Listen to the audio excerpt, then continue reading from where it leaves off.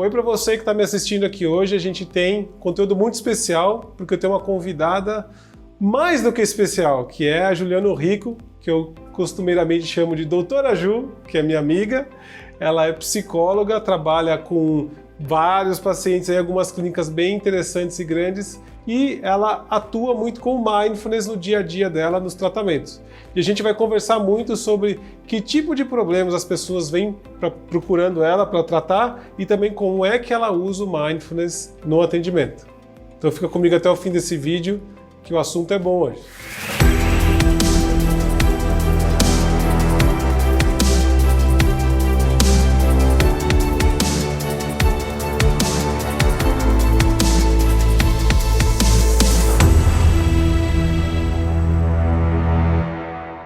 Obrigado, Ju, por ter aqui, tá aqui com a gente hoje. É um prazer imenso. Eu conheço bem o teu trabalho. Já foi indicado por vários amigos, né, que já foram seus pacientes aí. Então eu sei da sua qualidade, além de te conhecer como pessoa também.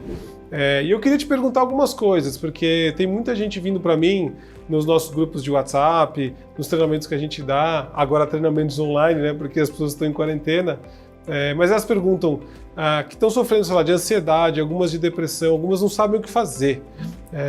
E eu queria saber de você, o que as pessoas mais vêm atrás de você para resolver? Quais são os principais problemas que você tem pego hoje no dia a dia e quais são as dicas que você dá para as pessoas que estão aí nos assistindo poderem utilizar no dia a dia delas para não cair nessa armadilha aí? Sim, fora os transtornos normais de ansiedade, né? Então os sintomas normais de ansiedade, essa época de quarentena está fazendo com que as pessoas aumentem mais ainda esses sintomas, né? Então, o próprio pensamento acelerado, né? A quantidade enxurrada de pensamento, de preocupação com o futuro, principalmente por conta dessa falta de controle e de previsão do que vai ser amanhã, né? Então, mais do que nunca, o foco da gente é no aqui e no agora. E aí as pessoas elas começam a ficar muito angustiadas com essa imprevisibilidade. Fora isso, a gente está lidando com uma falta de informação concreta, né, do nosso sistema mesmo, cada hora uma explicação, muitas fake news, então as pessoas passam o dia com enxurrada de mensagens, algumas verdadeiras, outras não, e aí elas não estão conseguindo manter essa estabilidade emocional. Então, o que tem mais acontecido, as pessoas me procurando porque do nada vem um choro excessivo, vem um pânico, um medo durante o dia, a falta de sono, ou então um sono como é que falo?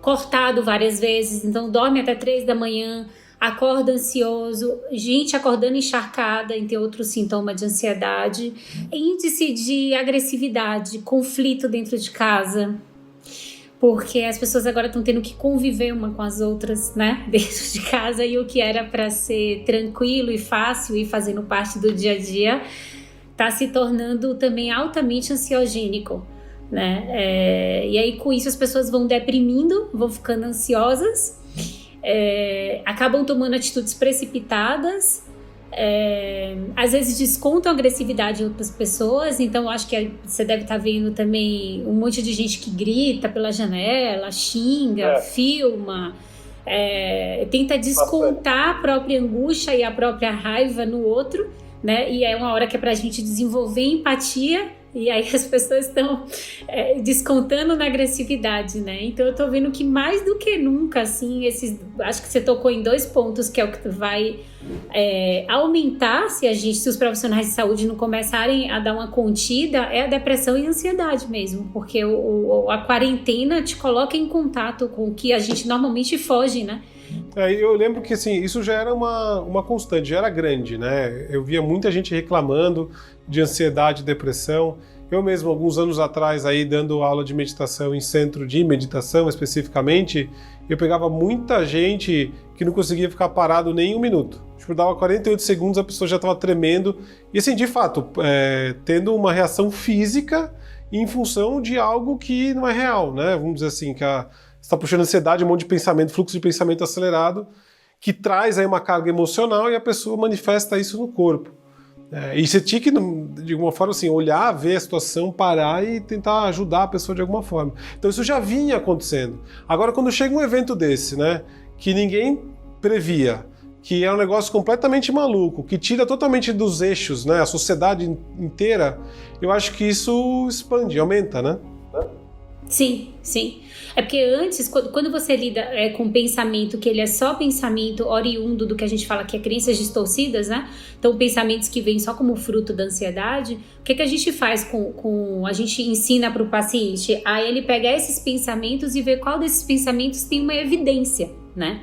Só que agora a gente está lidando com gatilhos que são reais. Então, esses pensamentos, eles têm um fundo real, né? O que não dá é para ficar focando no amanhã, no que pode ser, o que não pode ser, porque como a gente realmente não tem controle, na verdade a gente não tem controle sobre nada, mas com isso a coisa é tão ansiogênica, sem saber como é que vai ser o dia de amanhã, que o que eu venho ensinando é as pessoas a focarem no dia de hoje. Então assim, o que eu tenho para fazer hoje?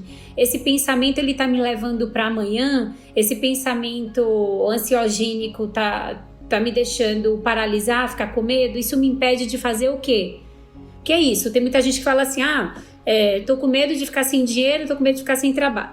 Aí a pessoa vai aumentando, vai prestando atenção em um monte de notícia, vai aumentando o pânico.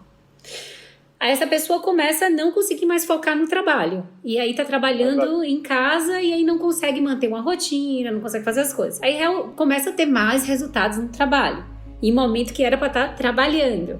Essa pessoa, então, acaba fazendo até o que eu falo com a autoprofecia realizável, né? Acaba se aproximando do que ela realmente está com medo, que é ficar sem trabalho. Olha que interessante. Isso que você está falando é bem claro de várias linhas de meditação e filosóficas que falam toda vez que a gente não quer algo, né, a gente não entende muito bem o não, na verdade está criando aquela imagem do que você não quer e você acaba indo atrás daquilo. Porque é isso que você está refletindo. E o que você falou uma coisa bem interessante agora, acho que muita gente não sabe, não sabia, né? Mas, por exemplo, é o que a Ju falou, né? Estou olhando para o que você está me vendo aqui. Quando a gente tem uma ansiedade, um pensamento ansioso, numa situação normal, a gente vai lá e desafia o pensamento, é isso que você disse, né? Porque muitas vezes, através da lógica, você desconstrói aquilo e vê que aquilo não é a realidade, certo? Só que numa situação dessa, em que a gente tem algo que é uma pandemia, que é real, e que na verdade, assim, trocando em miúdos, ou trocando numa situação que é mais clara, a gente não consegue saber o que é real ou não é. A gente não tem noção da quantidade de informação que tem que é falsa, muitas vezes, né?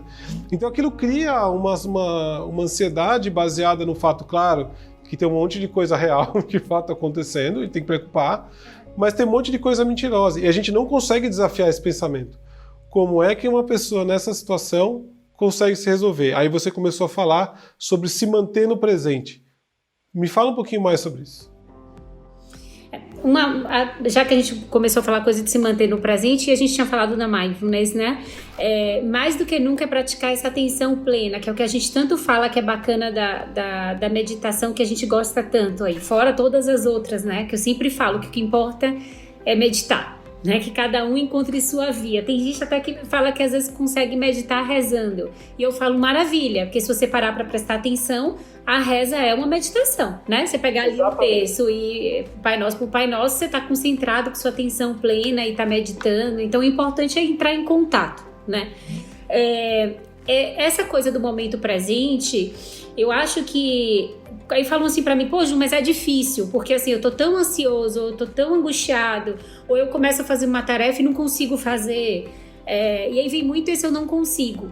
Ou então eu escuto muito uma frase assim, eu vou tentar, né? E eu sempre falo que assim, que não tem como tentar, né? Então ou eu pego uma caneta ou eu pego a caneta. Não tem eu tento pegar a caneta tá aqui. A mesma coisa eu vou fazer, né? Então, se eu tenho que me focar no momento presente, a primeira coisa que eu acho é estabelecer uma rotina. Então, estabelecer uma rotina para fazer uma atividade física durante o dia. Aí também vem a questão de, não gosto de atividade nenhuma, em casa é chato. E eu sei que é chato, para muita gente é chato, tipo, eu também preferia 1000 vezes estar ao ar livre, tá, né? Mas aí vem um outro ponto que eu acho importante também, que quando a gente está muito ansioso ou muito depressivo, tem uma crença que ela aparece muito, que é a comparação injusta. Eu começo a me comparar com uma situação que seria muito melhor do que a situação que eu tô no momento hoje. Então, nossa, tá chato treinar em casa, porque eu preferia estar treinando na rua. Mas eu não tenho como me comparar com a rua, porque eu tô numa quarentena e o meu racional e a minha lógica me coloca na quarentena, que eu preciso estar na quarentena. Então, dentro da quarentena, qual o melhor que eu posso fazer por mim hoje? Então, a pergunta tem que ser essa, não é comparar com o que a gente estava tendo. É uma adaptação. A gente tem que se adaptar a essa nova fase. E dentro dessa nova fase, que nova rotina eu posso estabelecer, já que eu não tenho mais a minha rotina de antes? Eu tenho que acrescentar alguma, né? Então, acho que esse é um ponto, colocar a rotina. Atividade física, a gente não pode reclamar. Se a gente quiser passar a vida inteira agora fazendo atividade física, todos os personagens e aulas de yoga, de tudo está sendo disponibilizada gratuitamente na internet. Acho que rotina para os familiares dentro de casa, né? Horário para alimentação, horário para meditação,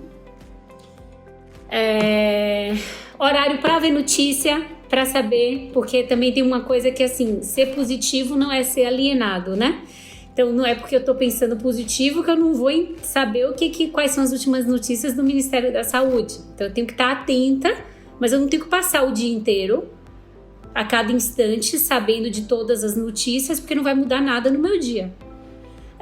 Acho que colocar atividades prazerosas, então desde assistir filme, série, eu acho que resgatar o que é tão importante, que é o vínculo.